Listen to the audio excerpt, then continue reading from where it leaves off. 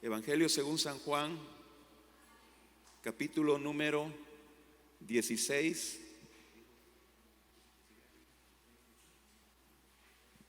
Juan capítulo número 16. Vamos a leer versículos 7 al 11. Cuando usted lo tenga me lo hace saber con un fuerte amén. No, yo sé que no ha desayunado, hermano, pero eso no significa que no va a decir un fuerte amén. Eso, así. Amén. ¿Cuántos pueden decir amén? Eso. Juan capítulo 16, versículo 7 dice: pero yo digo la verdad, os conviene que yo me vaya, porque si no me fuera, el Consolador no vendría a vosotros, mas si me fuere, os lo enviaré. Y cuando Él venga, convencerá al mundo de pecado, de justicia y de juicio. De pecado por cuanto no creen en mí, de justicia por cuanto voy al Padre y no me veréis más, y de juicio por cuanto el príncipe de este mundo ha sido juzgado. Hasta ahí vamos a dejar la lectura. Oramos. Padre, gracias por tu santa y bendita palabra, porque esta mañana, Señor, nos has permitido adorarte y bendecir tu nombre. Ahora, Señor, disponemos nuestra mente, nuestro corazón para ser edificados a través de tu palabra. Háblanos, te pedimos, Señor, instrúyenos conforme a tu consejo divino, y que toda obra del diablo que quiera estorbar, distraer, robar esta palabra sea reprendida en el nombre de Jesús, y establecemos tu reino, Señor, para gloria de tu nombre. En el nombre de Jesús, ¿cuántos dicen amén? Amén. Tomen su lugar, hermanos, por favor. Tome su lugar. ¿Cuántos quieren escuchar palabra de Dios? Amén. Muy bien. Así de que no se me vaya a dormir. No voy a platicar con la persona que está a la par, porque el Señor tiene un manjar delicioso para usted esta mañana. Vamos a meditar en el tema titulado La obra del Espíritu Santo. ¿Cuántos lo pueden decir conmigo? La obra del Espíritu Santo. ¿Lo puede decir con más fuerza? La obra del Espíritu Santo. Cuando Jesús habló estas palabras que acabamos de leer, el Señor Jesús estaba en ese proceso de celebrar la Pascua, donde se instituyó la Santa Cena, y también recuerda usted que lavó los pies de sus discípulos. También anunció la traición de Judas. Posteriormente fue al monte de Getsemaní a orar y fue arrestado. Y en estas palabras finales, el Señor Jesús le da unas instrucciones a sus discípulos muy puntuales, muy claras y muy claves para nosotros hoy en día. Y el Señor Jesucristo, viendo la tristeza de los discípulos, les dice: les conviene a ustedes que yo me vaya. Ellos no lo entendían en ese momento. Señor, ¿cómo puede ser conveniente que tú nos abandones? Pero el Señor Jesucristo no estaba mintiendo, estaba diciendo una gran verdad. Obviamente la noticia de que Él iba a partir les causó tristeza. Y esa tristeza, hermano, les había hecho olvidar muchas de las promesas que Él anteriormente les había dado. En Juan capítulo 14, versículo 2, le dice: en la casa de mi Padre muchas moradas hay. Si así no fuera, yo nos lo hubiera dicho. Voy pues a preparar lugar para vosotros. A los discípulos y a nosotros nos convenía que el Señor Jesucristo se fuera, porque fue a preparar lugar para nosotros. ¿Cuántos dan gloria a Dios por eso? Otra de las promesas está en el versículo 12 de Juan 4:12. De cierto os digo que el que cree en mí, las obras que yo hago, él las hará también, y aún mayores hará, porque yo voy al Padre. Entonces, estas promesas que el Señor Jesucristo ya les había dado a sus discípulos habían sido olvidadas por la tristeza. Por eso el Señor le dice: les conviene a ustedes que yo me vaya. Hay mucho beneficio con mi partida, y uno de los beneficios gloriosos es la manifestación, es la venida del Espíritu Santo. Y el Espíritu Santo lo conocemos como nuestro Consolador, como nuestro guía, como nuestro maestro, como el ser glorioso que viene a ser morada en nuestro cuerpo. Nosotros somos templo y morada del Espíritu Santo. El Espíritu Santo nos guía a toda verdad. Sin embargo, hermanos, hay una base por la cual el Espíritu Santo vino. Y esta base nos las presenta aquí Jesús. Hay un objetivo principal, hay una razón principal por la que el Espíritu Santo vino a esta tierra. Y entonces en el versículo 8 de Juan 16 que leímos, dice: cuando Él venga, convencerá al mundo de pecado, de justicia y de juicio. Amén. ¿Va conmigo? Muy bien, entonces vamos a ver a qué se refiere la palabra de Dios con estos tres aspectos: convencer al mundo de pecado, convencer al mundo de justicia y convencer al mundo de juicio. Y en cada uno de estos tres objetivos del Espíritu Santo, el Señor Jesús da un pequeño detalle. En el versículo 9 dice: de pecado, por cuanto no creen en mí. Entonces, hermanos, antes de continuar, quiero recordarles nuevamente que la Biblia no fue escrita en español, ni en inglés, ni en alemán, ni en chino, sino que el Antiguo Testamento fue escrito en hebreo, en el idioma hebreo antiguo, y el Nuevo Testamento fue escrito en el idioma griego antiguo, el idioma griego koiné. Entonces, algunas palabras los traductores le dieron un sentido, pero esas palabras tienen sentidos más amplios, como por ejemplo la palabra convencer, que dice: y cuando Él venga, convencerá al mundo de pecado, de justicia y de juicio. La palabra convencer viene de la palabra griega que es elenjo, y esa palabra tiene un significado mucho más amplio en el griego, de tal manera que otras versiones no lo traducen como convencer, sino como redarguir. Otros lo traducen como mostrar, aclarar, iluminar. Es decir, el Espíritu Santo viene a enseñar. Amén. Entonces, el Espíritu Santo, en el primer punto que el Señor Jesucristo muestra, es que viene a convencer al hombre, viene a enseñar al hombre que, escúchame bien, la humanidad ha ofendido a Dios con el pecado. Yo no sé si me está escuchando. La humanidad completa, y usted y yo estamos dentro de esa categoría, hemos ofendido a Dios. Esa es una verdad principal que usted tiene que conocer, que usted tiene que aceptar, que usted debe de creer. Por tanto, Dios está airado con la humanidad. Entonces tenemos que tener cuidado, mucho cuidado, cuando decimos Dios ama a todo el mundo. Dios está airado con el pecador. Amén. De tal manera que aquella persona que rechace el regalo de la salvación, su destino es la condenación eterna. Y esa verdad nos cuesta mucho aceptarla, y muchas personas no les gusta escuchar esa verdad, pero es una verdad. Amén. Entonces, el Espíritu Santo le muestra al hombre que ha ofendido a Dios con el pecado. Por lo tanto, Dios está airado con la humanidad.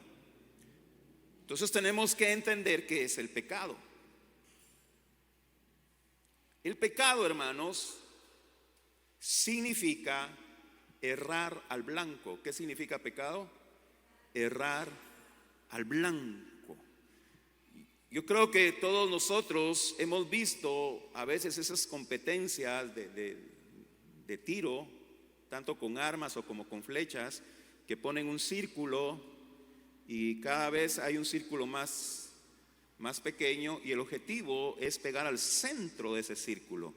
Eso es dar en el ¿qué? En el blanco, ¿verdad?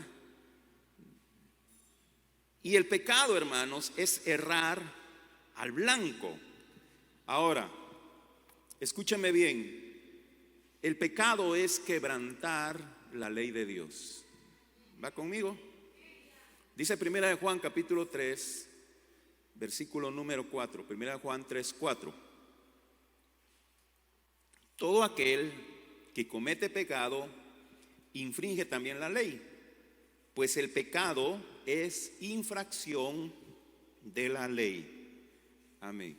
Entonces, es importante que usted y yo entendamos esto, porque muchas veces tenemos muy errado el concepto de lo que es pecado. Nosotros pensamos pecado es hacer lo malo, es cierto, pero el concepto de lo malo en el mundo es muy diferente al concepto de lo malo para Dios. Por eso la Biblia dice, hay hombres que a lo bueno le llaman malo y a lo malo le llaman bueno. Por ejemplo, alguien dirá, no es necesario asistir a una iglesia. Yo no voy a una iglesia porque uno puede buscar a Dios en su casa. ¿Cuántos han oído eso? Entonces ellos consideran eso como bueno. Pero la palabra de Dios no dice eso. No dejando de congregarlos, como algunos tienen por costumbre, sabiendo que el día se acerca, dice la palabra de Dios. Entonces estas personas que dicen no es necesario congregarse, no es necesario ir a la iglesia, aquí en la casa podemos buscarle a Dios, portándome bien, yo estoy bien, no necesito nada más. Entonces ellos están teniendo un concepto de lo bueno en base a su criterio personal, en base a su opinión, en base a lo que dice el mundo, en base a lo que dice la sociedad, pero no en base a lo que dice la palabra de Dios. Y entonces ahí está infringiendo la ley de Dios. Ese es un ejemplo y podemos poner muchos más. Podemos poner muchos más. Entonces, hermanos, yo quisiera darles a conocer esto con mucho temor, con mucho cuidado. Cuando nosotros queremos evitar el pecado, no debemos enfocarnos en no hacer lo malo. Por favor, escúchame bien para que no me malinterprete. No debemos enfocarnos, no debo de hacer esto, no debo de fumar, no debo de beber, no debo de cometer adulterio, no, y eso está bien. Pero cuando nosotros nos enfocamos en evitar hacer lo malo, estamos como caminando en el borde, estamos caminando en la orilla. Y no debo de hacer esto y estoy al borde, pero en una de esas, ¡pum!, nos deslizamos. Entonces, ¿qué debo de hacer? Tenemos que cambiar nuestra mentalidad. Para evitar el pecado, tenemos que buscar hacer lo que Dios quiere que nosotros hagamos, lo bueno. Entonces voy a estar lejos del borde. Que nuestro objetivo, hermanos, sea buscar agradar a Dios. Que nuestro objetivo sea obedecer a Dios. Que nuestro objetivo sea conocer la palabra de Dios. ¿Para qué, hermanos? Para que nosotros estemos dando en el blanco. Yo no sé si me estoy dando a entender. Porque el religioso anda preguntando, pastor, ¿hasta dónde puedo llegar con mi novia para no pecar? ¿Hasta dónde la puedo tocar para no pecar? Escúcheme, aunque no la toque, si usted tiene malos pensamientos ya está pecando.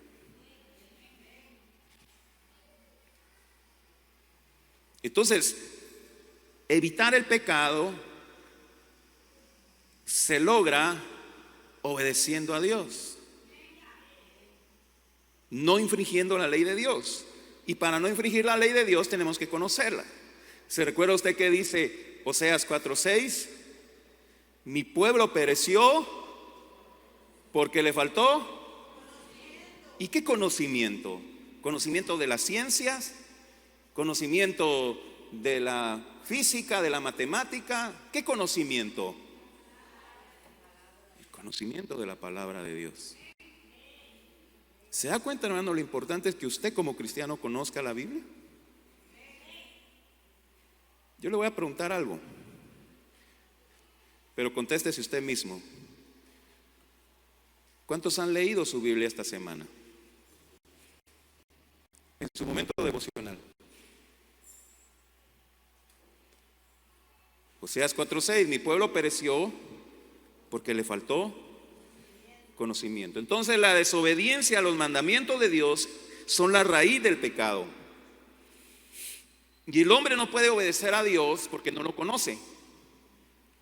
Y entonces es la obra del Espíritu Santo en revelarle al hombre: tú has ofendido a Dios, tú has pecado contra Dios, tú estás en deuda con Dios, tú estás alejado de Dios porque estás contaminado de pecado, has ofendido a Dios, necesitas reconciliarte con Él. Y entonces viene Jesús y dice: de pecado por cuanto no creen en mí. Entonces Jesús está declarando que fue necesario que viniera el Espíritu Santo al mundo porque el mundo no creía en Él. El mundo no cree en Él. Y esa es una verdad que usted y yo podemos comprobar hoy en día. La gente no cree en Jesús. Ahorita que estamos ya en época de fin de año, usted puede ver que en la televisión, en el internet, en las películas, empiezan a hablar de la Navidad. Pero cuando hablan de la Navidad, ¿de quién hablan? ¿De quién? De Santa Claus, ¿verdad? Hay que creer en Santa Claus. Y hay que poner un muñeco de Santa Claus. Y no hablan de Jesús. ¿Por qué? Porque no creen en Jesús. Eso es lo que Jesús dijo: no creen en mí. Y no creer en Jesús es pecado. Así de sencillo. Una persona impía puede ser la persona más íntegra, puede ser la persona más correcta del mundo. Una persona impía puede ser de aquellas personas que si le dan vuelto de más, él regresa y dice: mire, me dio vuelto de más. Pero aún así está en pecado. ¿Por qué? Porque no cree en Jesús. Ahora, Juan 1:11 dice: a los suyos vino y los suyos no le recibieron. Y alguien me dirá: pero pastor, ese versículo se está refiriendo a los judíos.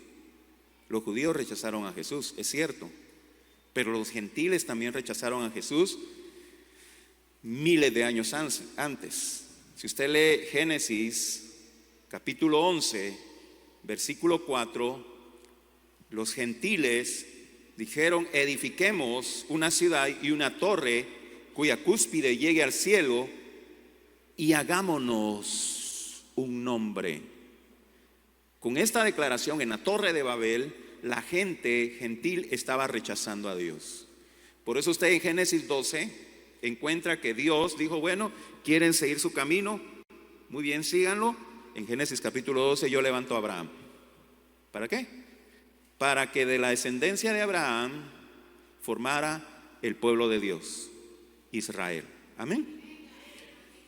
Pero miles de años después, Juan 1:11 nos dice: a los suyos vino y los suyos no le recibieron. Quiere decir, hermanos, que toda la humanidad, tanto gentiles como judíos, han rechazado a Jesús. Y el Espíritu Santo viene para convencer al mundo de pecado, porque no creen en Jesús. ¿Qué hubiese pasado, hermanos, si la humanidad hubiera aceptado a Cristo como Mesías Salvador cuando Él vino? ¿Qué hubiese pasado si el pueblo de Israel hubiera reconocido a Jesús como el Mesías Salvador? Si todos los demás pueblos de la tierra, los mayas, los incas, los aztecas, los chinos, japoneses, africanos, rusos, todos, cuando Jesús vino a esta tierra, lo hubieran reconocido como Rey y Salvador. Jesús hubiera establecido su reino en esta tierra. No hubiera sido necesario que el Espíritu Santo viniera. ¿Por qué? Porque la humanidad reconoce a Jesús como Señor y Salvador. Pero como no es así, tuvo que venir el Espíritu Santo. El único, escúchame bien, hermanos, el único que puede mostrar al hombre su pecado y guiarlo a creer en Cristo. Amén. Entonces, si usted y yo estamos aquí esta mañana y hemos creído en Jesús, fue porque el Espíritu Santo nos mostró eso. Nadie puede jactarse y decir: yo vine a Jesús por mi propia voluntad. Yo vine a Jesús porque un día me desperté y tengo que reconciliarme con el Señor. No, el Espíritu Santo hizo una obra en su vida. Aquellas personas que no creen que el Espíritu Santo los convenció de pecado, se les conoce como los arrianos, una doctrina falsa que dice que el hombre tiene la capacidad de aceptar o rechazar a Cristo. No, porque aquí claro está diciendo la Biblia, aquí lo estamos leyendo ahora, es el Espíritu Santo que convence al hombre de pecado. Amén. Tengamos cuidado con esas creencias, iglesia. Pero sigamos. Dice: convencerá al mundo de justicia, versículo 10. De justicia por cuanto voy al Padre y no me veréis más. Entonces, sigue el hilo del pecado en la segunda. ¿Por qué? Porque el pecado dijimos que es una ofensa. ¿Contra quién? Contra Dios. La humanidad ha ofendido a Dios. De tal manera, hermanos, que Dios exige que se haga justicia. Amén. La humanidad ha ofendido a Dios. Por tanto, Dios exige que se haga justicia porque la humanidad le ha ofendido a Él. Y entonces, ¿cuál es la justicia que Dios exige para aplacar su ira? Nos responde el muy ya conocido versículo de Romanos 6:23. La paga del pecado es la muerte. Entonces, entendamos bien eso, hermano. La humanidad ha ofendido a Dios por cuanto Dios exige que se haga justicia, porque la humanidad le ha ofendido. Por lo tanto, para pagar nuestra deuda por haber ofendido a Dios es la muerte. Ahora, nosotros en nuestra cosmovisión terrenal vemos la muerte cuando alguien pues deja de respirar. Pero la muerte en la Biblia va mucho más allá. La muerte en la Biblia es separación, es castigo eterno. Amén. Por eso el apóstol Pablo, cuando se refiere a los que mueren en Cristo, el apóstol Pablo dice los que duermen en Cristo. ¿Por qué dice eso? Porque tenemos la esperanza que un día resucitaremos. Amén. Entonces el apóstol Pablo ya para el cristiano ya no aplica la palabra muerte, sino dice los que duermen en Cristo. Se aplica la palabra muerte cuando nosotros nos separamos del pecado, muertos al pecado, separados del pecado. De tal manera, hermanos, que Cristo con su sacrificio en la cruz hizo justicia. ¿Cuántos dan gloria a Dios por eso? Cargó en su cuerpo la culpa de nuestros pecados, así satisfizo la demanda de Dios. Yo no sé si usted me está entendiendo esta mañana. Dios exigía justicia porque la humanidad había pecado contra Él, le había ofendido.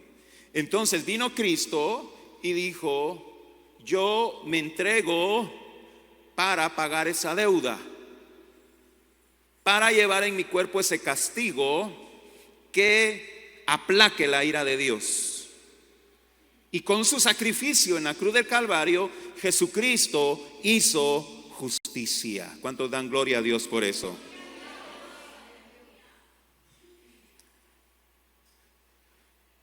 Con su sacrificio en la cruz del Calvario, Cristo cumplió con el castigo que Dios exigía por el pecado. Ahora, tenemos que tener cuidado con esto, iglesia. Cuando yo estudié teología, en cierta ocasión estábamos estudiando acerca del sacrificio de Cristo. Y en el instituto donde yo estudié, enseñaban que Cristo le pagó a Satanás nuestra salvación. Pero eso no es así, hermanos. Dios, Jesucristo, no le debe nada al diablo, que el Señor lo reprenda. Jesucristo le pagó al Padre, porque el Padre estaba airado con la humanidad.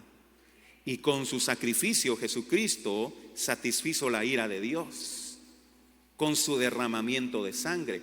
Recuérdense, iglesia, que en el Antiguo Testamento, para que los israelitas fueran perdonados de pecado, tenían que ofrecer sacrificio. ¿A quién? ¿A Dios o a Satanás? A Dios. Y el derramamiento de sangre de ese corderito aplacaba la ira de Dios temporalmente. Tenían que volver a hacer sacrificios continuamente. Si usted estudia el Antiguo Testamento, hermanos, va a encontrar que los israelitas debían hacer 2 sacrificios diarios. 2 animalitos tenían que ser sacrificados diarios. los 365 días del año por el pecado. Ahora viene el escritor de Hebreos y nos dice, ya no es necesario más sacrificio, porque el sacrificio único de Cristo es suficiente para el perdón de todos los pecados. ¿Cuántos dan gloria a Dios por eso? Amén.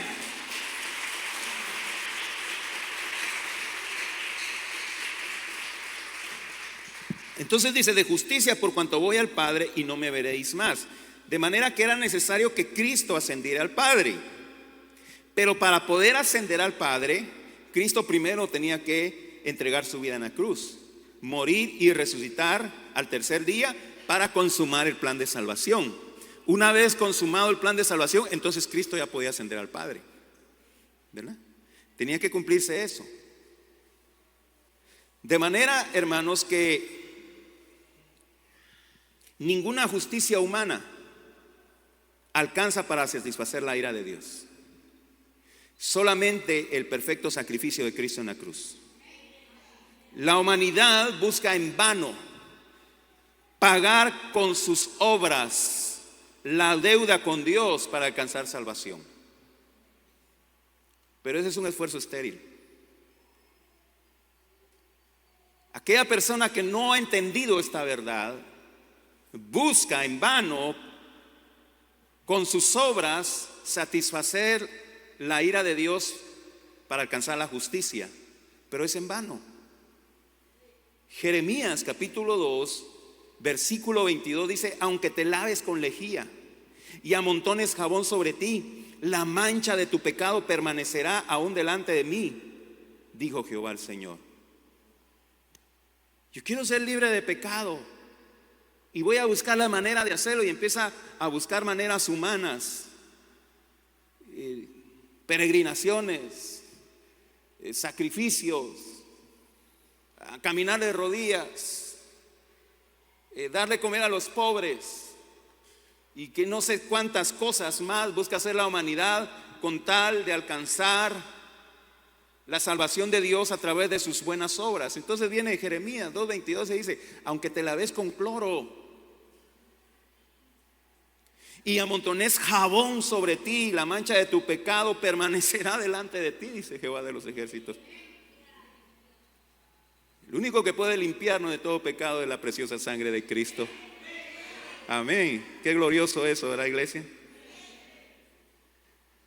De tal manera que ustedes que no han entregado su vida a Cristo, los que nos están viendo, que no han entregado su vida a Cristo, la mejor decisión que pueden tomar es entregar su vida a Cristo Jesús. Gálatas 2:20, con Cristo estoy juntamente crucificado. Ya no vivo yo, Cristo vive en mí. Y lo que ahora vivo en la carne, lo vivo en la fe del Hijo de Dios, el cual me amó y se entregó a sí mismo por mí. Amén. Entonces el Espíritu Santo viene a mostrarnos esto. La justicia. ¿Qué justicia? La justicia que Cristo hizo en la cruz del Calvario. Hizo justicia Jesús en la cruz. ¿Para qué? Para que nosotros fuéramos justificados. ¿Y cómo alcanzamos esa justificación? Por la fe. ¿Por la fe en quién? En Cristo Jesús. Romanos 1:17, porque en el Evangelio la justicia de Dios se revela por la fe y para la fe. Como está escrito, el justo por la fe vivirá. Amén.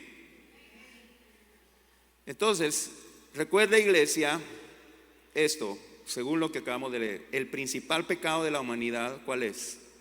No creer en Cristo. El principal pecado de la humanidad, no creer en Cristo Jesús. Y tercero dice, convencerá al mundo de juicio. Versículo 11. Y de juicio, por cuanto el príncipe de este mundo ha sido juzgado.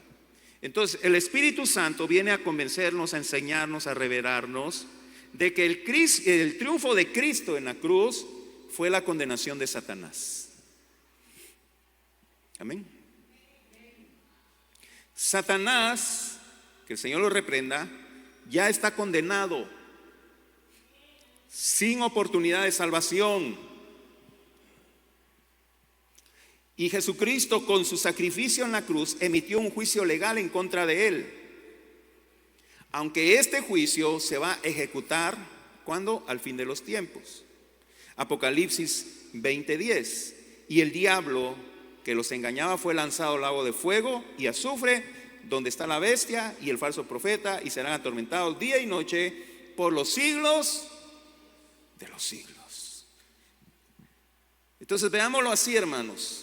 No soy bueno con asuntos legales porque no soy abogado, pero cuando la humanidad pecó, Satanás tuvo un documento legal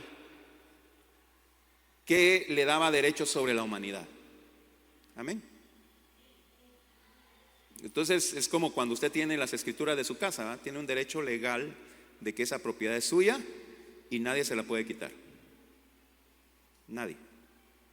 Puede venir alguien y decir: ese terreno es mío. No, yo tengo las escrituras que declaran de que yo soy el propietario de este terreno y usted no me lo puede quitar. Así Satanás tenía un documento legal que le daba derecho a la humanidad.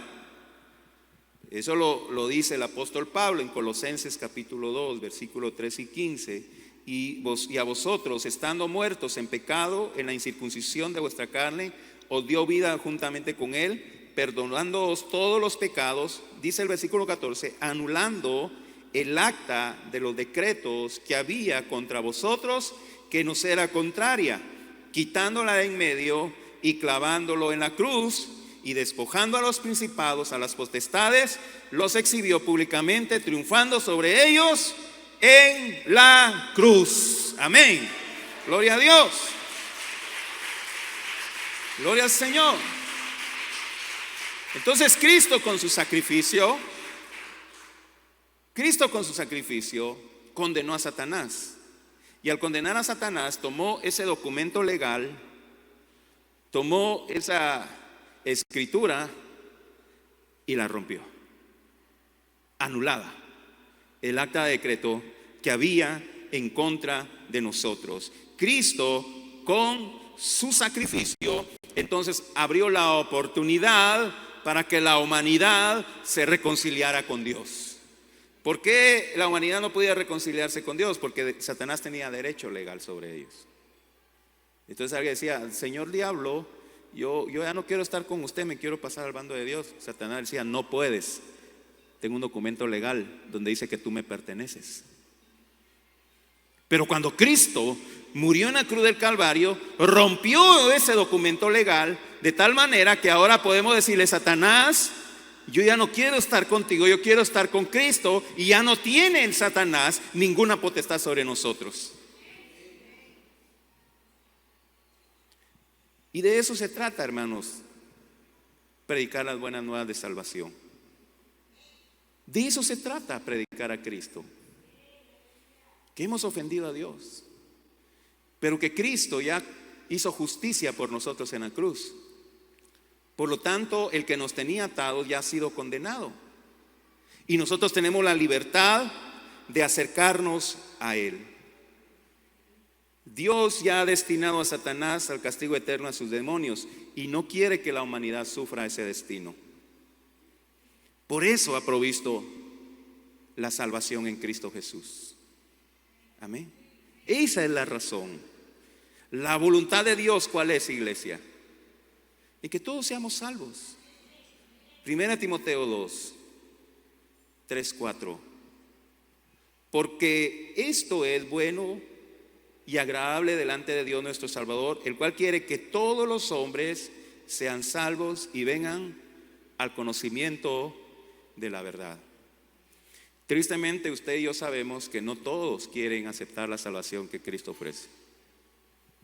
Tristemente sabemos que mucha gente, la mayoría de personas, no quieren creer en Cristo Jesús. Entonces ellos, en su propia decisión, están rechazando esta salvación que Cristo ofrece. Están rechazando el regalo de amor. Pero ahí está el Espíritu Santo. Y entonces, en resumen, iglesia, vemos que la obra del Espíritu Santo se se centra en la obra evangelística. Amén. Y usted preguntaba, ¿y para qué queremos al Espíritu Santo? Pues aquí está la respuesta: para hacer la obra evangelística, mostrar al hombre su pecado, el cual es un conocimiento necesario para acercarnos a Cristo. Mostrar al hombre que Cristo ha hecho justicia con su muerte en la cruz, por lo tanto podemos recibir esa justicia y ser libres del castigo eterno. Mostrar al hombre que hay un juicio eterno que debemos evitar, el cual fue decretado en el sacrificio de Cristo, que se llevará al final de los tiempos. Y este juicio es para Satanás, pero lo comparten aquellos que rechazan la salvación de Cristo Jesús. ¿Se da cuenta, iglesia? Esa es la obra del Espíritu Santo. Y en el versículo 13 de Juan 16:13 dice: pero cuando venga el Espíritu de verdad, Él os guiará a toda verdad, porque no hablará por su propia cuenta, sino que hablará lo que oyere y os hará saber las cosas que habrán de venir. Es necesario, hermanos, que nosotros le demos lugar al Espíritu Santo en nuestra vida. A veces tenemos un mal concepto de lo que es el Espíritu Santo. A veces pensamos que el Espíritu Santo es solo para que nos sacuda y nos haga hablar lenguas. Esa es una manifestación del Espíritu Santo, pero no es toda la obra del Espíritu Santo. Va más allá. Va más allá. Por eso, cuando alguien es lleno del Espíritu Santo y se manifiesta el Espíritu Santo y gloria a Dios, ay, ese hermano está siendo lleno del Espíritu Santo, mire cómo se goza, está siendo lleno, está hablando lengua, está danzando, está llorando, oh, qué glorioso, está siendo lleno del Espíritu Santo. Entonces, ¿para qué quiere el Espíritu Santo llenarnos? ¿Para qué? Para que nos quedemos sentaditos cómodos en una silla. No, para hacer esa obra. ¿Por qué? Porque dice Jesús que el Espíritu Santo convencerá al mundo de pecado, justicia y juicio. Y entonces dicen, ay, el Espíritu Santo viene para convencer al mundo de pecado y justicia y juicio. Ay, qué bonita la obra del Espíritu Santo. Ay, ¿cómo hará la obra el Espíritu Santo? Esa es la pregunta que debemos hacernos. ¿Cómo hace la obra del Espíritu Santo? ¿Y sabe cuál es la respuesta? A través de nosotros, la iglesia. Amén. O sea que nosotros no estamos de espectadores viendo cómo el Espíritu Santo obra. Leemos, oh, el Espíritu Santo viene a convencer al mundo de pecado, de justicia, de juicio. ¡Qué glorioso! Ay, ojalá tenga el Espíritu Santo éxito. No somos espectadores, hermano. Somos actores. Somos instrumentos en las manos del Espíritu Santo para hacer esa obra. Precisamente ahora que estoy predicando, estoy siendo instrumento del Espíritu Santo para revelarles esta verdad escritas en la palabra de Dios.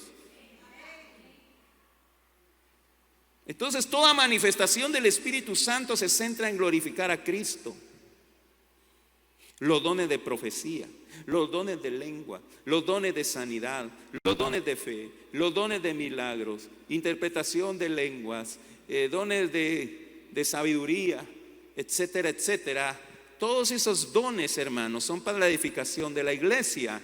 ¿Y para qué quiere el Espíritu Santo edificar la iglesia? Para que la iglesia esté sana, saludable, para hacer la obra evangelística.